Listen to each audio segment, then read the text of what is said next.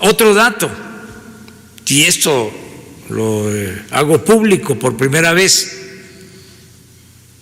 uno de los saldos más nefastos de la política neoliberal que se impuso en los últimos 36 años fue la falta de atención para la formación de médicos y de especialistas en el país. Y ahora quedó de manifiesto. Nos faltan médicos, nos faltan especialistas. ¿Por qué?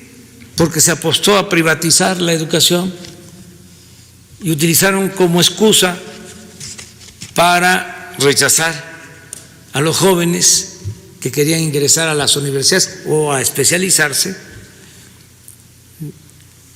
de que no pasaban el examen de admisión, cuando eso no es cierto. No es que no pasaran el examen de admisión, es que no había cupo, no había espacio, porque no había presupuesto para las universidades públicas, para la formación de los especialistas. ¿Qué vamos a hacer nosotros? Lo anuncio. Ya todos los que quieran estudiar especialidades van a tener manera de hacerlo. En el nivel de especialidades no va a haber rechazados. ¿Qué vamos a llevar a la práctica? Si no tenemos la capacidad en México, porque se fue deteriorando el sistema de enseñanza de nivel superior y de especialistas médicos, se fue haciendo menos, se fue desatendiendo, y otras cosas también que tenemos que aclarar, ver cómo se practicaban los exámenes de admisión. O sea, todo eso se tiene que revisar, y si hay errores, corregirlos, pero vamos a hablar de eso. ¿Cuántos presentan examen para entrar en una especialidad en un año? Se presentan, en este año se presentaron ya más de 52,000 candidatos para poder optar por especialidades médicas. Las especialidades médicas suman en términos generales más de 68, de las cuales se abren de acuerdo a los sitios donde se forman, donde hay posibilidad de darles esa preparación, una preparación que es 1, 2, 3 años, dependiendo de la complejidad de la ciencia que se está ampliando para la medicina. En ese periodo participan varias universidades, pero sumadas y principalmente a través de las más notorias, la UNAM, la TEC y otras universidades, las estatales que también hay que considerar, se aceptan alrededor de 10,000, una cuarta parte. Y eso, con esfuerzos, estoy hablando de siempre se aceptaban, o sea, se les daba el visto bueno alrededor de 9,000. Pero el Seguro Social, lo resalto, ha hecho esfuerzos para aumentar progresivamente algunas de esas especialidades. El enfoque ahora, como ya dijo el señor presidente, va a ser completo. Uno, no rechazarlos, porque todos los que deben presentar llenan el requisito de ser médicos generales. Y en algún momento señalé que el ser médico general ya es una distinción, 6 años de estar trabajando y haciendo, inclusive ahora en el COVID, algunas participaciones, como ya saben, como recuerdan, que motivaron que aquellos que están trabajando en comunidades tengan mayor puntuación, 2 puntos de lo que se requiere para poder sumar a lo del examen. Pero ahora también aquellos que tienen participación en COVID.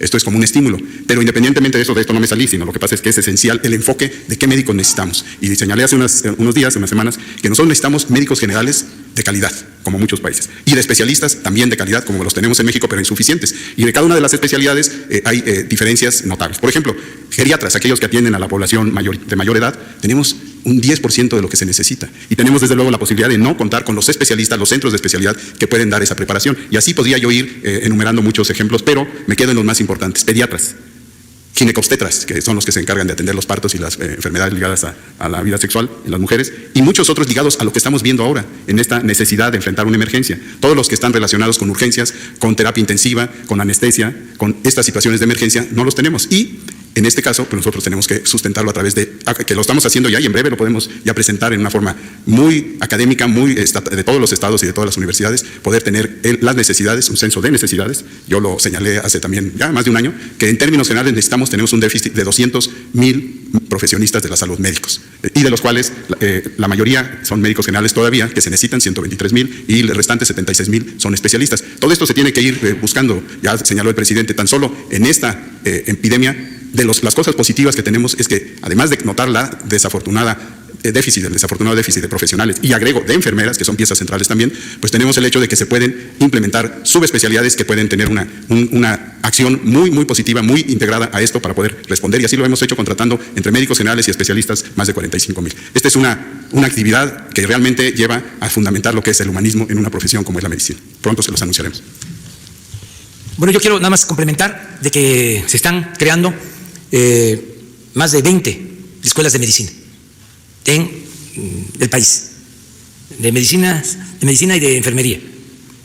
Pero quiero aquí manifestar, informar al pueblo de México que vamos a iniciar un programa de becas a especialistas, a estudiantes de especialidades que van a poder ir, si no tenemos el cupo en el país, porque no se tiene para atender a todos, van a poder ir a estudiar al extranjero.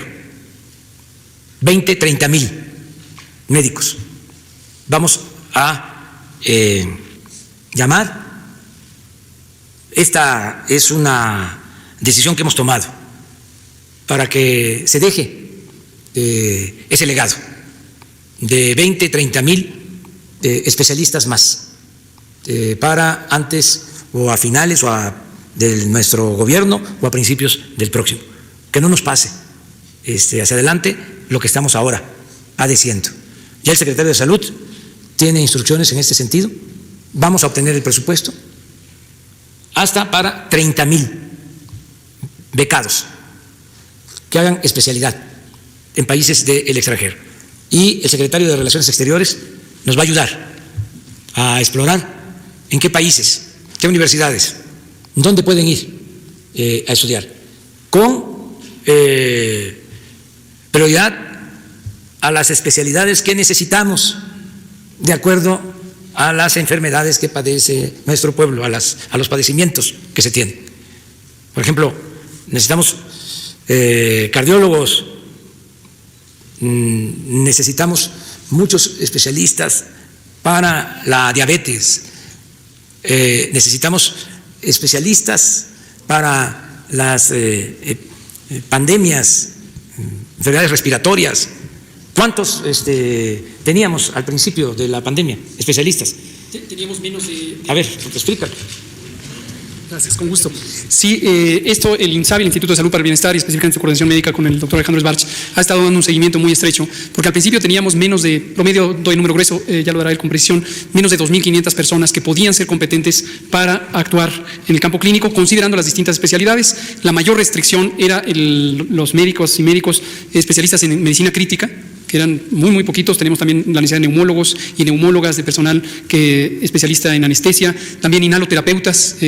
Son especialidades, tanto del campo médico como del campo técnico, muy, muy restringidas.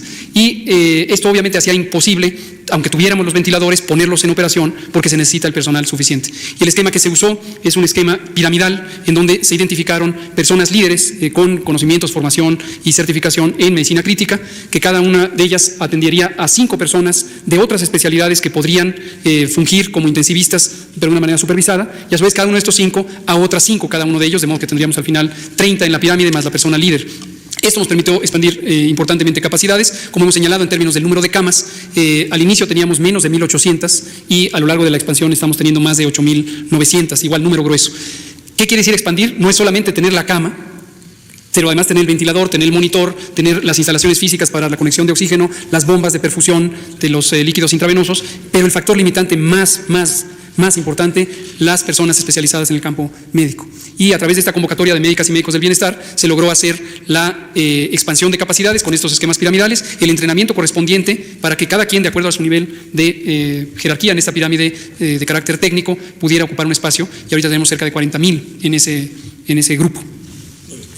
Si les parece, hasta ahí, porque ya es quedas pendiente para mañana. Hasta 30,000 al extranjero. Sí, se tienen los espacios, pero ya hay la voluntad de hacerlo y vamos a conseguir el presupuesto para aumentar a 30,000 becas que pueden ser manejadas por el INSABI, por el Seguro, por el ISSSTE o CONACYT. Esto surgió por tu pregunta. O sea, 30,000 becarios más del CONACYT con este propósito de irse a formar al extranjero, que no haya rechazados y que podamos entregar antes de terminar el gobierno o a principios del gobierno próximo, que se tengan ya todos estos especialistas con algunos acuerdos, con dinero del pueblo, porque el presupuesto es dinero del pueblo, se les va a becar para que puedan especializarse. Y de regreso, un tiempo, no toda la vida, van a tener que trabajar en hospitales públicos para que devuelvan lo que el pueblo les va a dar, su posibilidad de especializarse. Ese es el plan que se tiene. Bueno, nos vemos mañana. Muchas gracias.